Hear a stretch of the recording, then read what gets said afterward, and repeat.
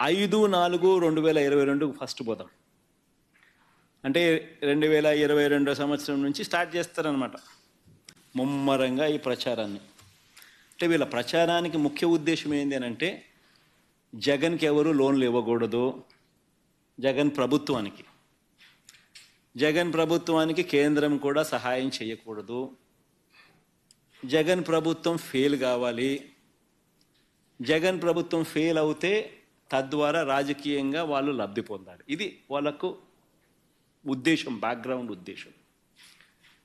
ఈ స్కెచ్ని ఏ రకంగా ఇంప్లిమెంట్ చేస్తారు ఆర్గనైజ్డ్ క్రైమ్లో భాగంగా అంటే, ఒక్కసారి గమనిస్తే చూస్తాం. 5/4/2022 ఈ డేట్లు కొంచెం ఇంట్రెస్టింగ్గా ఉంటుంది నేను చెప్పబోయే సబ్జెక్టు, కాబట్టి కొంచెం డేట్లు కొంచెం ఫాలో కాండి.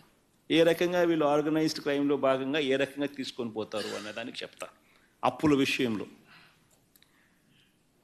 అప్పులన్నీ కూడా విత్ ఇన్ లిమిట్స్ జరిగినప్పటికీ కూడా చంద్రబాబు నాయుడు గారి కన్నా వైఎస్ఆర్సీపీ ప్రభుత్వం ఇంకా బెటర్గా పర్ఫామ్ చేసినప్పటికీ కూడా ఏ రకంగా దుష్ప్రచారం చేస్తూ పోయారు అన్నదానికి నిదర్శనాలు. 5/4/2022 చంద్రబాబు నాయుడు గారు మొదలెడతారు. మరో శ్రీలంకగా రాష్ట్రం అని చంద్రబాబు నాయుడు అంటారు. చంద్రబాబు స్టేట్మెంట్ వెంటనే ఈనాడులో దాన్ని అలా చూపిస్తాడనమాట, ప్రచురణ చేయడం మొదలు పెడతాడు. దీని తర్వాత రాష్ట్రం దివాలా తీసినట్టు సీఎం ప్రకటిస్తారేమో అని చెప్పి మళ్ళీ చంద్రబాబు నాయుడు అంటాడు. ఇది 13/4/2022 13/4/2022లో అంటాడు. వెంటనే ఈనాడు మేలుకోకుంటే మనకు శ్రీలంక గతే అని చెప్పి రాస్తుంది. ఈనాడు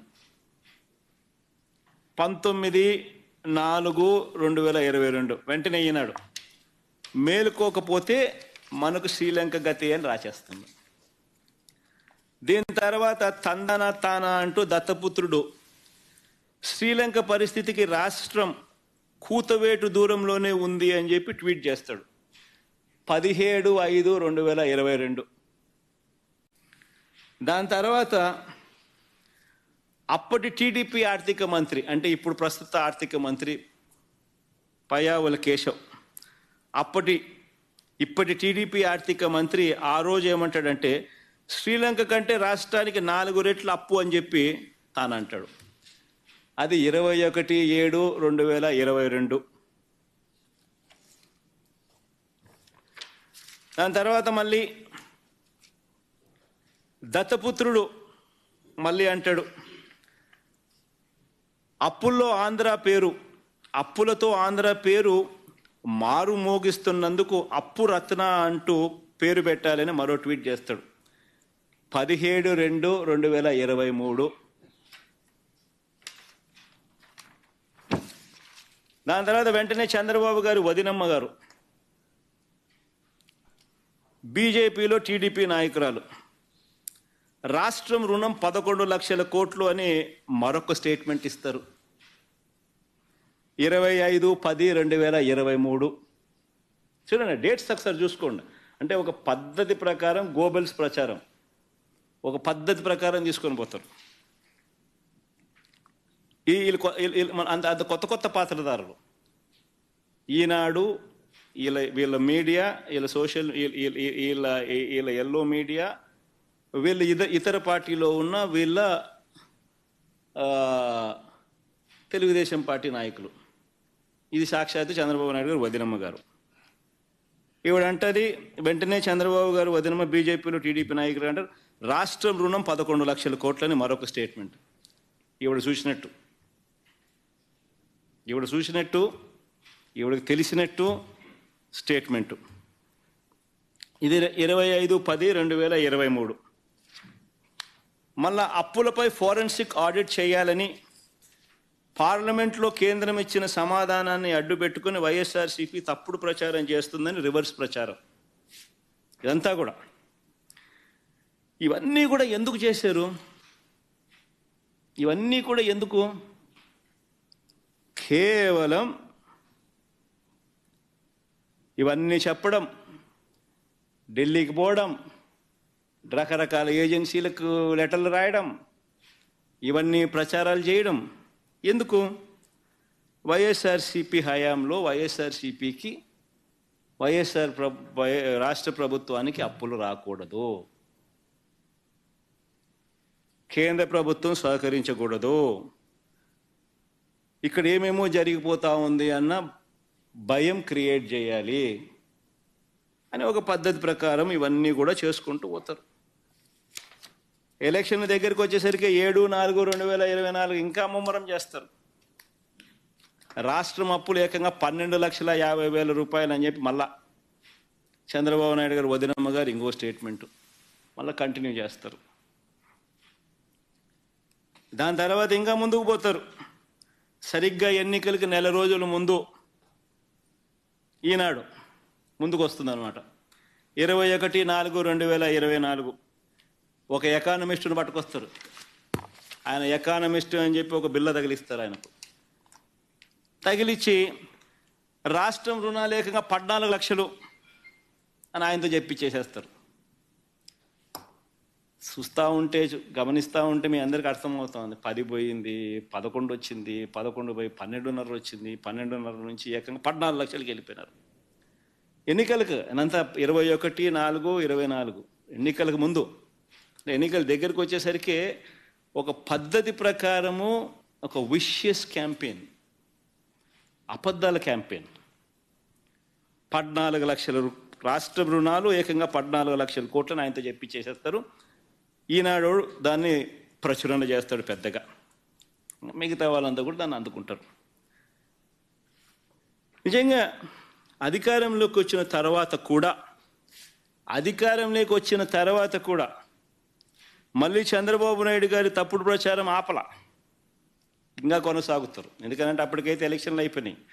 దాని తర్వాత మళ్ళీ ఇంకా చంద్రబాబు నాయుడు గారిని ప్రశ్నిస్తారు. చంద్రబాబు నాయుడు గారు మళ్ళా సూపర్ 6లు సూపర్ 7లు ఇవ్వాల్సి వస్తుంది కదా. ఇంకా సూపర్ 6లు సూపర్ 7లు ఇవ్వకుండా మళ్ళా ఎగరగొట్టాలి అని అంటే రాష్ట్రం క్లిష్ట పరిస్థితుల్లో ఉంది అని చెప్పి మనం చెప్పాలి కదా. కాబట్టి దాన్ని కొనసాగిస్తాడు చంద్రబాబు నాయుడు. మళ్ళీ ఏంది 10/7/2024 అంటే చంద్రబాబు నాయుడు ముఖ్యమంత్రి అయినాడు, ప్రమాణ స్వీకారం అయిపోయింది, నెల రోజులు దాటిపోయింది. జూన్లోనే ప్రమాణ స్వీకారం చేశాడు. జూన్ 4 ఎన్నికల రిజల్ట్స్ వచ్చాయి. ఇది 10/7/2024 చంద్రబాబు నాయుడు అధికారంలోకి వచ్చిన తర్వాత ఆర్థిక శాఖ రివ్యూ చేస్తూ రాష్ట్రం అప్పులు 14 లక్షల కోట్లు అని చెప్పి లీక్ ఇస్తాడు.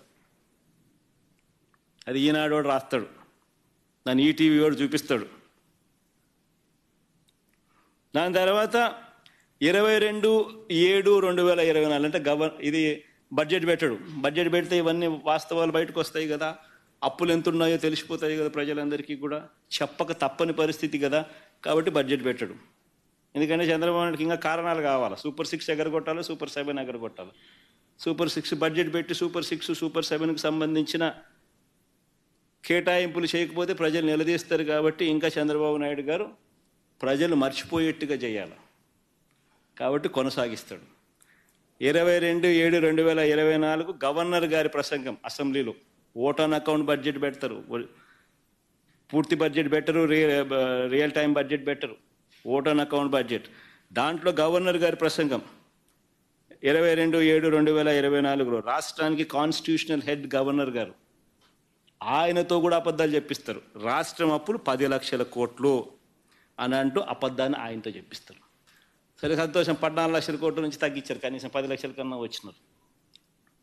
కానీ 10 లక్షలు కూడా తప్పుడు ప్రచారమే కదా, తప్పుడు ఫిగరే కదా. ఏకంగా 10 లక్షల కోట్లు అని చెప్పి గవర్నర్ గారితో కూడా చెప్పిస్తారు. తీరా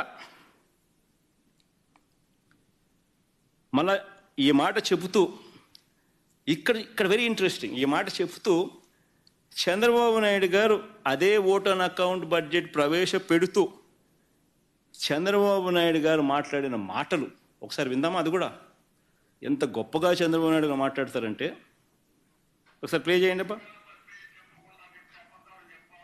ఫస్ట్ నుంచి మళ్ళీ పెట్టుకో, సౌండ్ బాగా పెట్టండి.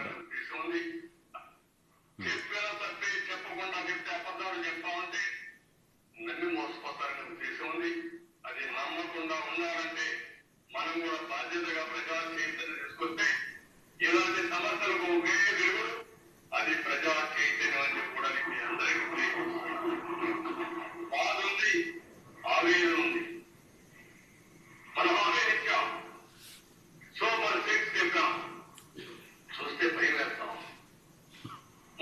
కదలలేకపోతున్నాం. ఈ విషయం రాష్ట్ర ప్రజానికి కూడా ఆలోచించాలి. సీరియస్ గా ఆలోచిస్తే తప్ప ఈ సమస్యగా ఎప్పుడు ఉంటాయి. ఏ నాయకుడు పబ్లిక్ నాయకుడు ఉండే నాయకుడు ప్రజా జీవితంలో ఉన్న నాయకుడు బాధ్యతగా ఉండాలి. మన ట్రస్టీ పెద్దలు కాదు చెప్పినంత చెప్పకుండా చెప్పాలి. చంద్రబాబు నాయుడు గారు గవర్నర్ చేత అబద్ధాలు ఆడిచ్చి అదే దాంట్లో ఆయన ఏమంటాడు, ఆవేదనగా ఉందంట. ఎందుకనంటే ఆయన చేయలేకపోయే పరిస్థితులు ఉన్నాయంట రాష్ట్రంలో.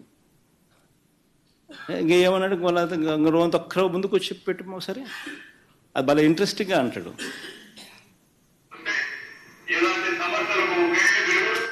అది ప్రజా చైతన్యాన్ని కూడా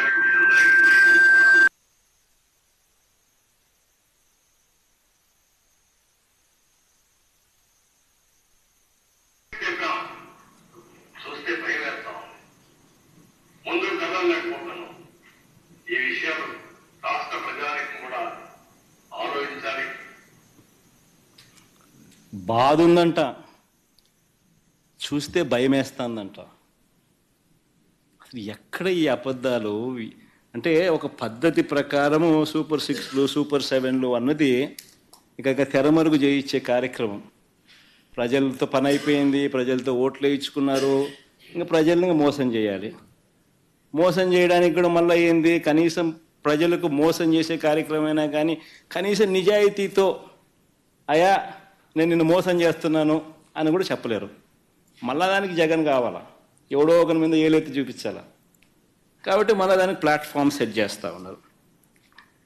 బడ్జెట్ పెడితే ఎక్కడ నిజంగా అప్పులు ఎంత ఉన్నాయి, రాష్ట్రానికి ఎంత అప్పులు ఉన్నాయో చూపించాలి, తెలిసిపోతుంది. ప్రతి సంవత్సరం బడ్జెట్ డాక్యుమెంట్స్లో ఖచ్చితంగా రాష్ట్రానికి ఉన్న అప్పులన్నీ కూడా మ్యాండేటరీగా చూపించాలి. కాబట్టి ఓట్ ఆన్ అకౌంట్ బడ్జెట్ ప్రవేశపెడతారు, ఒరిజినల్ బడ్జెట్ పెట్టరు. రియల్ టైం బడ్జెట్ పెట్టరు.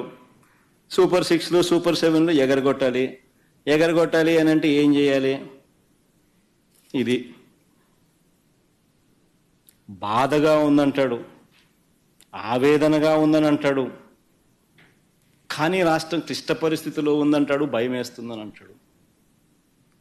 నిజంగా ఈయన యాక్షన్ చూస్తూ ఉంటే దాన వీర శూర కర్ణలో ఎన్టీ రామారావు గారి యాక్షన్ మీరు చూసారో లేదో కానీ ఆ యాక్షన్ని మించిపోయాడు.